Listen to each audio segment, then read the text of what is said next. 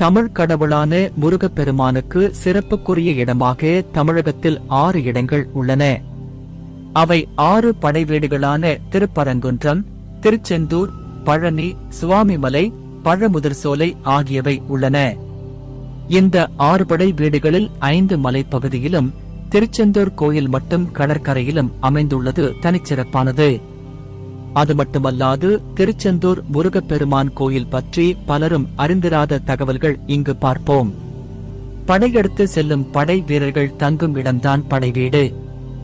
அதன்படி சூரபத்மன் வதம் செய்வதற்காக தளபதி வீரபாகு உள்ளிட்ட படை வீரர்கள் தங்கியிருந்த இடம்தான் திருச்செந்தூர் சுப்பிரமணிய சுவாமி கோயில்.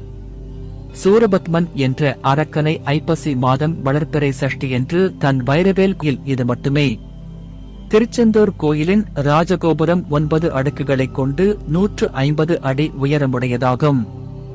முருகனின் இடது கையில் தாமரை மலர் மற்றும் ஜடாமுடியோடு சிவயோகி போல் காட்சியளிக்கிறார். முருகனின் பின் புறம் இடது சுவரில் முருகன் பூஜை செய்ததாக கூறப்படும் லிங்கம் ஒன்று உள்ளது. அதற்கு முதலில் பூஜை செய்த பின் முருகப்பெருமானுக்கு பூஜை செய்யப்படுகிறது. சூரனை வதைத்த முருகன் 4 கைகளுடன் சிவபூஜை செய்து ஜடாமுடியுடன் தவக்கோலத்தில் இருக்கின்றார். அவரின் தவத்தை கலைத்துவிடக்கூடாது என்பதற்காக அவருக்கென்று தனி பிரகாரம் கிடையாது. மூலவர் தெற்கு நோக்கி இருக்கிறார். கந்தசஷ்டி விழாவின் கடைசி நாளில் தங்கள் ஊர் பெண் தெய்வானையை திருமணம் செய்ததற்காகவும் போர் முடிந்து முருகனின் உக்கிரத்தை குறைக்கும் விதமாகவும் முருகன் மீது பக்தர்கள் மஞ்சள் நீரூற்றி விளையாடுகின்றனர். திருச்செந்தூரில் கந்த சஷ்டி விழா வெகு விமர்சையாக கொண்டாடுவதற்கு மற்றொரு காரணமும் உண்டு. சில முனிவர்கள் உலக நலனை காக்க ஒரு புத்திரன் வேண்டும் என கருதி ஐப்பசி மாத அமாவாசையன்று தொடங்கி 6 நாட்கள் யாகம் நடத்தியிருக்கின்றனர். கோயில் காலை 5 மணிக்கு முதல் இரவு 9 மணி வரை திறந்திருக்கும்.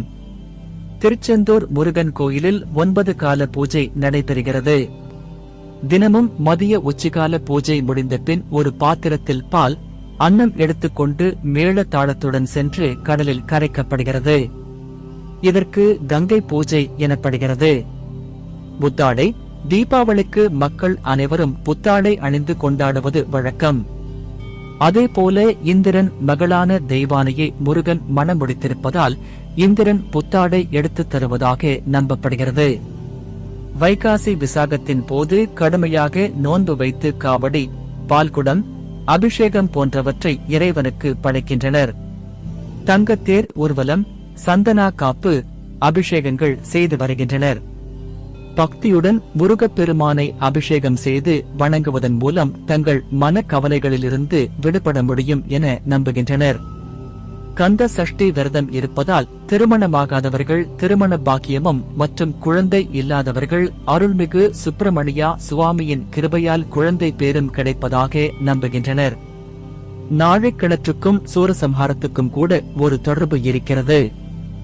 சூரசம்ஹாரம் முடிந்த பிறகு முருகன் தனது கோபத்தை தணிக்க தனது வேலால் வேகமாக தரையை குத்த பீரிட்டு வந்த நீர்தான் நாழிக்கிணற்றில் இருப்பதாக நம்பிக்கை. சூரபதமனுடனான போரின் போது திருச்செந்தூரில் முகாமிட்டு தங்கியிருந்த போர் வீரர்கள் தாகத்தை தீர்ப்பதற்காக முருகன் தனது வேலால் இந்த கிணறை உருவாக்கினர் என்றும் கூறப்படுகிறது. கடல் பரப்பை விட கீழ் இருக்கும் இந்த நாழிக்கிணற்றில் ஊறும் நீர் கடல் மண்ணினால் வடிகட்டப்பட்டு உவர்ப்பு நீங்கி இனிப்பு சுவையுடன் உருவெடுக்கிறது. திருச்செந்தூர் முருகன் கோவில் முன்பதிவு எனும் இணையதளத்துக்கு சென்று ரூம் புக்கிங் எளிதாக செய்ய முடியும். இந்த இணையதளம் திறக்கப்பட்டவுடன் புக் ரூம்ஸ், அறை வாடகை தகவல்கள், ரசீது பதிவிறக்கம், சேவை புகார் என பல வசதிகளும் இங்கு இருக்கின்றன. நீங்கள் அவற்றின் மூலம் உங்கள் வசதிக்கேற்ப அறைகள் முன்பதிவு செய்யலாம் மற்றும் உங்கள் புகார்களை நிர்வாகத்திடம் தெரிவிக்க முடியும். சென்னை, மதுரை, திருநெல்வேலி என அனைத்து முக்கிய நகரங்களிலிருந்து திருச்செந்தூருக்கு நேரடியாக பேருந்து வசதி உள்ளது. தூத்துக்குடி, திருநெல்வேலிக்கு ரயில் மூலம் சென்று அங்கிருந்து அதிக ரயில் வசதி உள்ளது. அல்லது அங்கிருந்து பேருந்து மூலம் செல்லலாம். திருச்செந்தூரில் ரயில் நிலையம் உள்ளது. சென்னை, மதுரையிலிருந்து தூத்துக்குடி விமான நிலையத்திற்கு விமான சேவை உள்ளது. தூத்துக்குடி சென்று அங்கிருந்து அடிக்கடி திருச்செந்தூர் கோயிலுக்கு பேருந்து வசதி உள்ளது.